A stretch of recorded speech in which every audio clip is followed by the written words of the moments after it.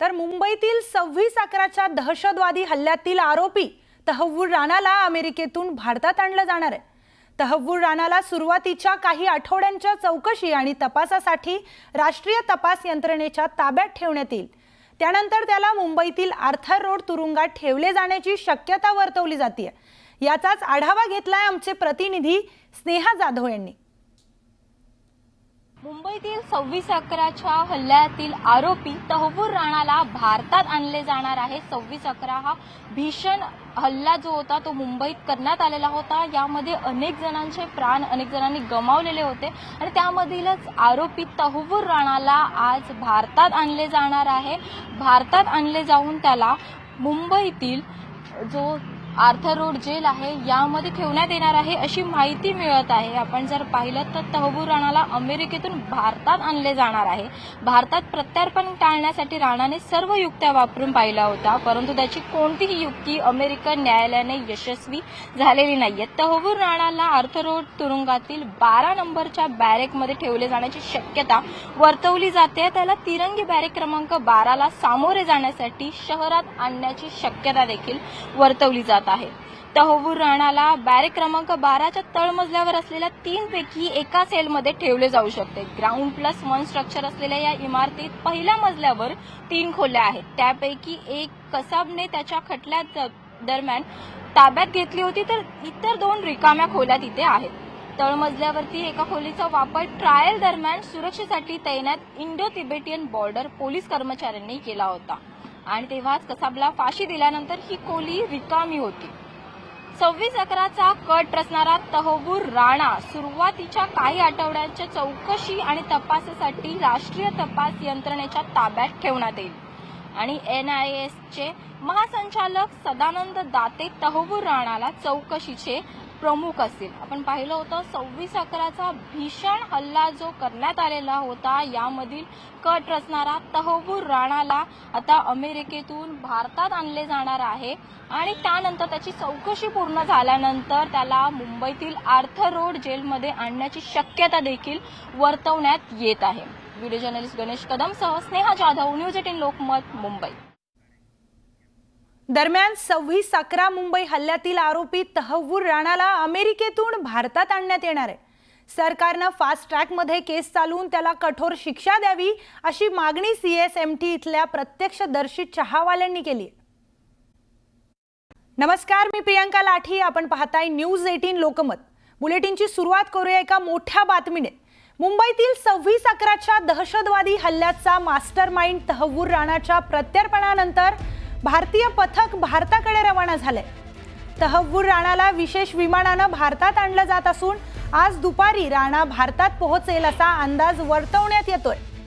तहव्वूर राणाला सुरुवातीच्या काही आठवड्यांच्या चौकशी आणि तपासासाठी NIAच्या ताब्यात ठेवण्यात येणार आहे। NIAचे महासंचालक सदानंद दाते तहव्वूर राणा चौकशीचे प्रमुख असणार आहेत। या चौकशीनंतर मुंबई गुन्हे शाखेला त्याची कोठडी मिळेल असं सांगण्यात येतंय। आत्ताच्या घडीची ही सर्वात मोठी बातमी आपण पाहतोय।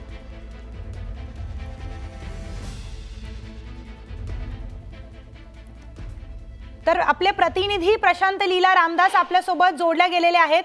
प्रशांत, तहव्वूर राणाला विशेष विमानानं भारतात आणलं जाणार असून आज दुपारी तो भारतात पोहोचेल असा अंदाज वर्तवण्यात येतोय। काय अधिकची माहिती आहे या संदर्भात? प्रियंका, जर बघितलं तर तो साधारणतः दुपारी तो भारतात दिल्लीतील पालम जे विमानतळ आहे तिथे येईल। ते सिक्युअर विमानतळ आहे आणि तिथूनच त्याला हे माझ्या मागे जे दिसतंय राष्ट्रीय तपास यंत्रणेचं कार्यालय NIA, या NIAच्या कार्यालयामध्ये त्यांना आणण्यात येईल। खास करून जर बघितलं तर दहशतवादी तहव्वूर राणा याला मास्टरमाइंड समजलं जातं 26/11च्या, त्यासाठी त्याला इथे आणण्यात येईल। त्याची वैद्यकीय तपासणी करण्यात येईल। वैद्यकीय तपासणी केल्यानंतर साधारणतः त्याला दिल्लीतील पटियाला कोर्टात जे NIA कोर्ट आहे त्या NIA कोर्टमध्ये त्याला घेऊन जाण्यात येईल. पण या पार्श्वभूमीवर जर बघितलं तर मोठ्या संख्येने आपल्याला इथं सुरक्षा बंदोबस्त देखील वाढवण्यात आलेला आहे. इथे संपूर्ण परिसरामध्ये तहूर राणा येणार असल्यामुळे हे संपूर्ण दोन्ही बाजूचे रस्ते हे बॅरिकेडिंग करण्यात आलेले आहे. निमलष्करी दल तैनात करण्यात आला आहे. संपूर्ण परिसर हा खाली करण्यात आलेला आहे. मेट्रोचे देखील गेट बंद करण्यात आलेले आहे आणि या भागामध्ये जरी आज सुट्टी असली, महावीर जयंतीच्या निमित्ताने सुट्टी आहे, पण तरी हा संपूर्ण परिसर हा साधारणतः कर्मचाऱ्यांनी व्यस्त असतो आणि अशा वेळी या संपूर्ण रस्ते जर आपण बघितले तर समोर रस्ता दिसतोय आपल्याला पाहायला. या साईड जर बघितलं तर उजव्या बाजूला जर बघितलं तर रस्ते पूर्ण खाली करण्यात आलेले आहे आणि हे समोर जे कार्यालय दिसतं या कार्यालयामध्ये त्याला आणण्यात आलं. हा समोर तिथपर्यंत ज्या बाजूला आपण पाहायला मिळते आपल्याला कुठल्याही व्यक्तीला जाऊ दिलं जात नाहीये.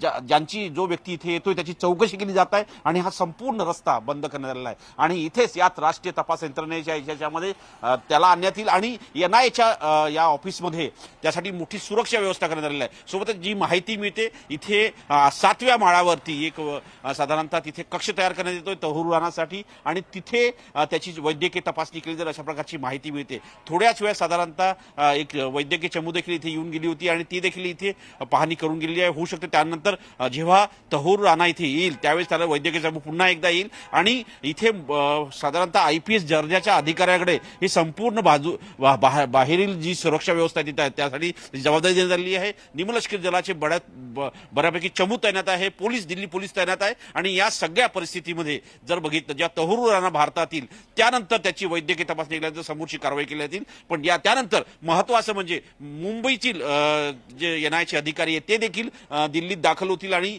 खास करून जर बघितलं तर तहूर राणा याची ते पोलीस कोठडी मागतील. त्यामुळे न्यायालय काय दिशानिर्देश देतं, ज्या पद्धतीनं माहिती मिळते की ऑर्थर रोड इथे जे तुरुंग आहे तिथे देखील कक्ष तयार करण्यात आला आहे. सोबत तिहार जे दिल्लीतील मोठं खास करून जे तुरुंग आहे तिथे देखील विशेष कक्ष तयार करण्यात आले कारण की ज्या पद्धतीचा अलर्ट आहे आणि त्यामुळेच स्कॉटचं एक चमू संपूर्ण जे चमू आहे ती त्याला तहूर राणाला संपूर्ण जो जे कॉन्वॉय असणार आहे त्याला सुरक्षा व्यवस्था देणार आहे आणि तीच चमू घेऊन इथे NIAच्या कोर्टात NIAच्या कार्यालयामध्ये येऊन त्यांना NIAच्या अधिकाराच्या स्वाधीन करणार असल्याची माहिती पुढे आलेली आहे. प्रियंका, धन्यवाद प्रशांत दिलेल्या सविस्तर माहितीसाठी.